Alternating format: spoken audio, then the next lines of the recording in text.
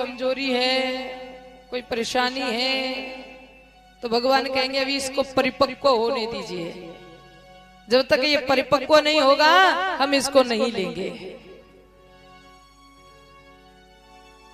नामदेव जी का चरित्र सुना होगा आपने। एक बार जनाबाई से आज्ञा दी गई कि जितने भी भक्त हैं उनकी परीक्षा लो, कौन पक्का है और कौन कच्चा है। अभी जनाबाई बहुत बड़ी भगत हुई हैं। ये वही जनाबाई हैं जिनके एक बार कंडे उपले चोरी हो गए थे, तो इन्होंने शिकायत की जाकर के कि मेरे उपले किसी ने चुरा लिए हैं। तो साधुओं ने आकर के संतों ने कहा कि तुम्हारे उपले की क्या पहचान है, कोई पहचान है क्या, तुम्हारे उपले कैसे दिखते हैं, क्या पहचान है उसकी। तो जनाबाई कहती हैं कि मेरे उपले की एक ही पहचान है, मेरे उपले को अगर आप कान के पास लगाएंगे तो उसमें से बिट्ठल बिट्ठल की आवाज आएगी। किसकी आवाज आएगी? बिट्ठल बिट्ठल की। बिट्ठल नाथ की बहुत बड़ी भगत थी जनाबाई। अब जरा विचार कीजिए, जिसके उपले में से बिट्ठल की ध्वनि आती होगी, कितनी उच्च कोटि की भक्त महिला हुई होंगी। जनाबाई ने परीक्षा ली। और कैसे परीक्षा ली जनाबाई ने? बोले सबको एक एक डंडा मारा गया, एक डंडा हाथ में ले लिया, सबको एक एक लाठी लगाते गए। अब किसी ने कुछ नहीं कहा, लेकिन नामदेव जी का मुंह थोड़ा बिगड़ गया, बड़ा दुख हुआ उनको। दिखाया तो नहीं, जताया तो नहीं, उन्होंने कुछ कहा नहीं, लेकिन चेहरे की बनावट से पता चल रहा था कि इनको बहुत बुरा लगा है।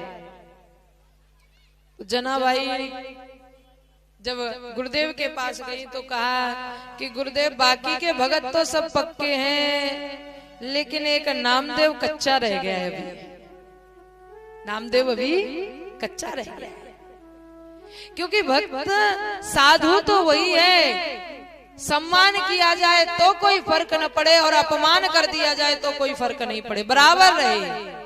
सम्मान किया भगवान की कृपा, अपमान किया भगवान की डबल कृपा। क्यों?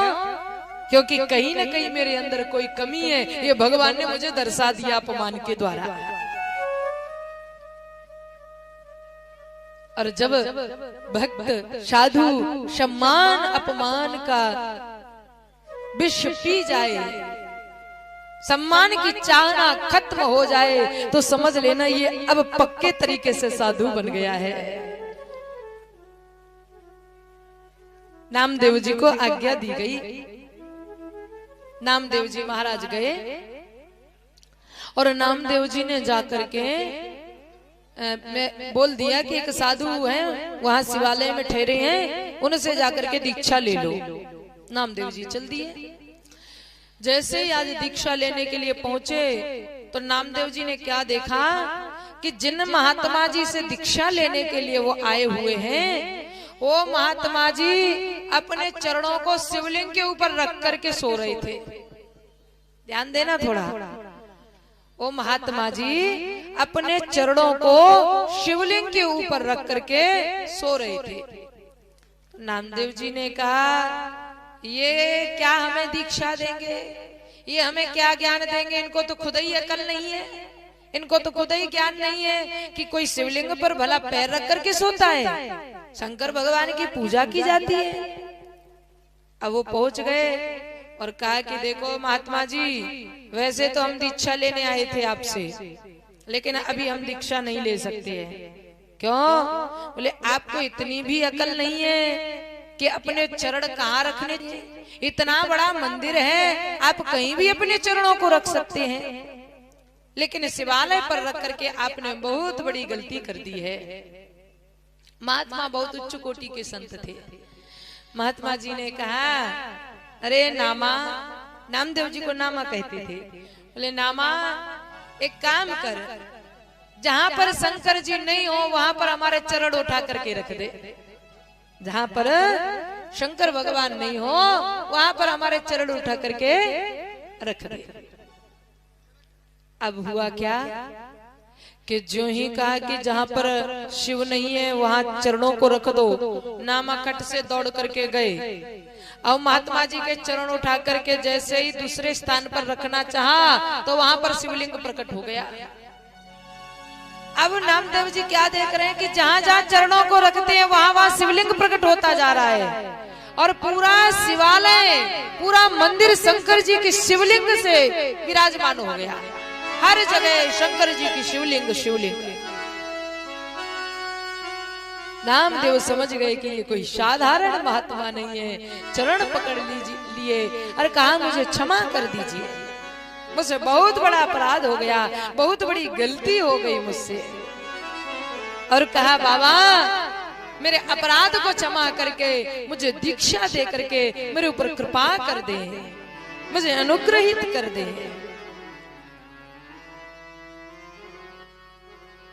बाबा ने दीक्षा दी और नामदेव जी को एक सुंदर उपदेश दिया। नामदेव मन में एक भावना, एक संकल्प धारण कर लो। कैसा संकल्प? बोले संकल्प ये कि कड़ कड़ में मेरा भगवान व्याप्त है। मानसकार कहते हैं श्री तुलसीदास जी महाराज कि भगवान हर जगह है।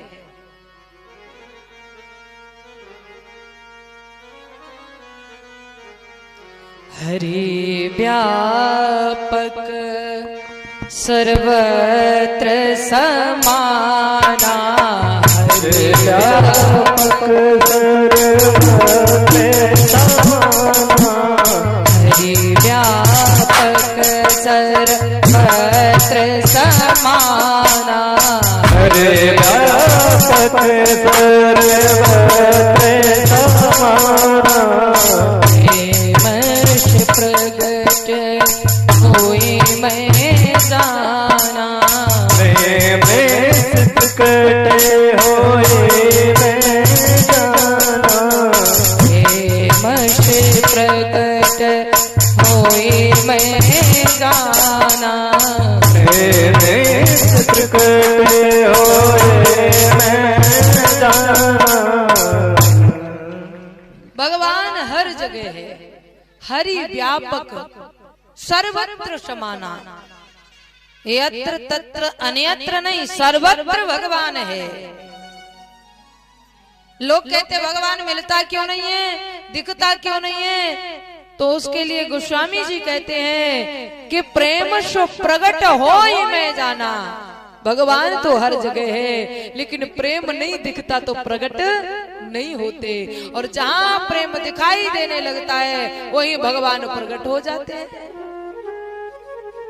हम प्रहलाद चरित्र में भी सुन चुके हैं कि सूर अनेक फिरे कन मांगत पै पद सूर सुस्वाद कहा, करताल बजाए अनेक फिरे मीरा मतवारी सी चाह कहा। श्री राम कथा बहुतों ने लिखी, तुलसी जैसी मर्याद कहा, और प्रतिखंबन में बसे नरसिंह परिकाड़न को प्रहलाद कहा। भगवान तो हर जगह रहता है, प्रतिखंबन में बसे नरसिंह, हर एक खंबे में नरसिंह भगवान का आज भी वास है। हम कहें कि दिखता क्यों नहीं, मिलता क्यों नहीं? प्रतिखंबन में बसे नरसिंह पर लगी हुई है। पर क्या? बोले पर काड़न को प्रहलाद कहा।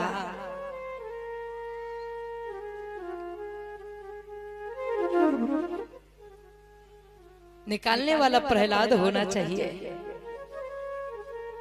नामदेव जी को ज्ञान मिला कि हर जगह भगवान है। चले आए नामदेव जी, रास्ते में भूख लगी तो अपनी रोटियां निकाल करके रखी, और जैसे रोटियां निकाल करके रखी तो इतने में कोई कुत्ता दौड़ता हुआ चला आया। अब मुंह में सारी रोटियों को दबा करके और कुत्ता दौड़ने लग गया। जो ही कुत्ता दौड़ने लग गया तो नामदेव जी पीछे पीछे, कुत्ता आगे आगे, घी का कटोरा पकड़ रखा था और कुत्ते से कह रहे हैं, अरे भगवान जी खाली रोटी गले में अटक जाएंगी, थोड़ा घी तो लगा लो। खाली रोटी गले में अटक जाएंगी, थोड़ा घी तो लगा लो, पीछे पीछे नामा भाग जाए, आगे आगे कुत्ता, पीछे पीछे नामदेव जी। एक बार तो हद ही हो गई, किसी गांव में नामदेव जी कीर्तन करने गए, रात के 12-1 बजे जाकर के भक्तों को प्यास लगी। लोगों ने कहा बाबा प्यास लगी है, तो कहा बगल में कुआं है, जाकर के पानी भर लाओ। बोले बाबा हम नहीं जाएंगे। क्यों? बोले वहां पर तो एक बहुत बड़ा भूत रहता है, और हम जाएंगे तो भूत हमको मार करके डाल देगा, हम प्यासे रह जाएंगे लेकिन भूत से मरना नहीं चाहते।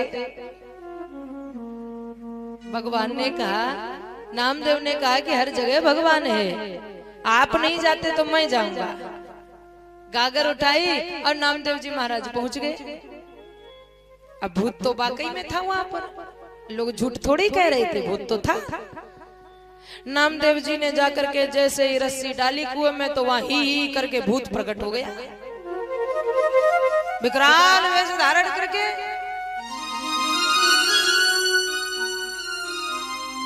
और जैसे ही भूत प्रकट हुआ, बड़े बड़े दांत निकाले और बड़ा लंबा चौड़ा भूत, मैं खा जाऊंगा, मैं मार डालूंगा तुझे। और जैसे ही भूत अपना आकर्षण जमा ही रहा था कि नामदेव जी महाराज जोर से हंस गए, भूत को देख करके बड़ी जोर से हंसे। भूत को भी डर लगने लग गया कि कमाल का बंदा मिला, ये मुझे ही देख करके हंस रहा है। लोग मुझसे डरते हैं और ये तो मुझे ही डराने पर तुला हुआ है। भूत ने कहा क्यों भाई, तुझे डर नहीं लगता क्या? तो नामदेव जी ने कहा लगेगा क्यों, जब तुम भूत हो तब ना लगेगा डर, तुम तो भूत ही नहीं हो। क्या मतलब? तो नामदेव जी कहते हैं आज मेरे आए लंबक नाथ। किससे कह रहे हैं? भूत से। बोले आज आए मेरे लंबक नाथ। अरे भगवान जी, कभी तो आप बंसी बजा करके आते हैं, कभी धनुष बाण लेकर के आते हैं, कभी परशा धारण करके आते हैं, लेकिन मुझे तो आज ही पता चला कि आप तो भूत भी बन जाते हैं। और जैसे ही भगवान से कहा कि आप तो भूत भी बन जाते हैं, तो उसी भूत में से भगवान प्रकट हो गए। और भगवान ने कहा नामा एक बात बता, तूने मुझे पहचाना कैसे? तुझे कैसे पता चला कि ये भूत नहीं है, मेरा भगवान है? नामदेव कहते हैं सीधी सी बात है, मेरे गुरुदेव ने कहा था कि कड़कड़ में भगवान व्याप्त है, भूत में, पिशाच में, पशु में, पक्षी में, मनुष्यों में, कड़कड़ में मेरा भगवान व्याप्त है, तो भूत भला अलग से कैसे हो सकता है? गीता जी में भी तो कहा है कि भूत भी मैं ही हूं, तो मैं कैसे मान लूं कि आप भूत हैं? जब हमारी और आपकी ये भावना बन जाएगी ना, तो संसार में हमारा कोई शत्रु नहीं रहेगा, नहीं कोई मित्र है, नहीं हमारा कोई शत्रु है। फिर कौन है? बोले सारा संसार हमें भगवतमय दिखाई देगा, भगवान के जैसा दिखाई देगा। लेकिन ये भावना बना पाना बड़ी मुश्किल बात है, बड़ा समय लगेगा, पर कोशिश तो हम लोग कर ही सकते हैं।